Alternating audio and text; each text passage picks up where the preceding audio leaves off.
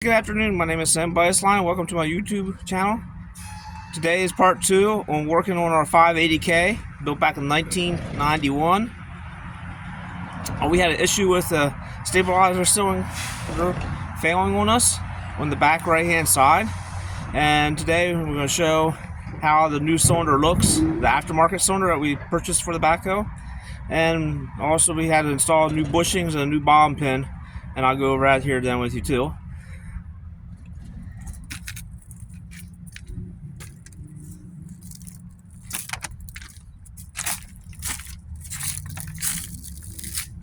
And here we are. We have the new aftermarket cylinder that we installed. So they do make the aftermarket cylinders for these 1991 Royal model backhoes. And as you can see, look at that. Made in the USA. And then there is the part number and the date. So it has a little bit of shelf time sitting on a shelf, but look at that. Made in USA. Now something has changed here with this kind of cylinder. I took notice that this is all welded in here instead of being cast. On the original one, this is all cast. Here is actually a MIG weld on that upper pin here. So we did go ahead and put in the new bottom pin at the bottom of the outrigger, and that's that new pin here, and also new bushings, because there is no grease fitting down here. There's no place to grease this at all. The factory never installed a grease fitting, so there's no way of greasing that lower half on that outrigger stabilizer pad. So in the process, here is the paperwork. It came with that pin that we talked about. You can see how the bushings here we changed out, and that pin we changed out. But if you read it down through here, it talks about the warranty of the cylinder if you don't change that pin and bottom bushings. So you can sort of see and sort of read that. And yes, this was very wore from all the years of going up and down, and no place to grease it. So you can sort of read that right there about the. Move it up here. I don't.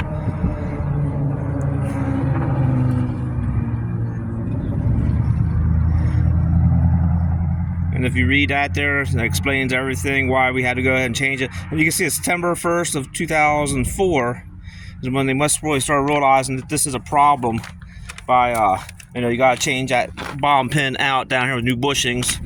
And that way when you put that new cylinder on, you don't have it. So something else I want to point out here to everybody on these hydraulic cylinders, down here, this weld right here, basically got two different kinds of metal here. This eyelet here is generally like a cast steel, and this is more of a alloy steel with a chrome dip. And that weld right here is just a weld. So make sure on any kind of machine you have, a man lift, any kind of machinery that has hydraulic cylinders, check around here, make sure you don't see any cracks. Because your life is dependent on that hydraulic cylinder being correct at all times. If there's a crack there, well, that's your life, on that weld. The weld is only as good as the robot, or only as good as the person, the individual that welded that weld. So if you got a man lift and something, or a big crane, you're relying on that weld only from this rod to that eyelet housing. So it came out pretty good. The only thing I don't like right now is how this hose is right here with this loop one. We're going to go ahead and move that back a little bit and make sure we get it correct, so it's not rubbing against the tire.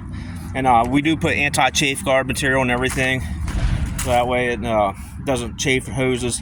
And hoses are getting so expensive now, it's just better to put the chafe guard on. But right now, like I said, I don't like how this is. That needs to stay over and stay down with that clamp down here. So that's one thing that we will be correcting here. Alright, so that pretty well concludes part 2 on the hydraulic cylinder, stabilization cylinder on the 580K. Alright, thank you for watching my channel, and we'll see you on the next go around. Thank you.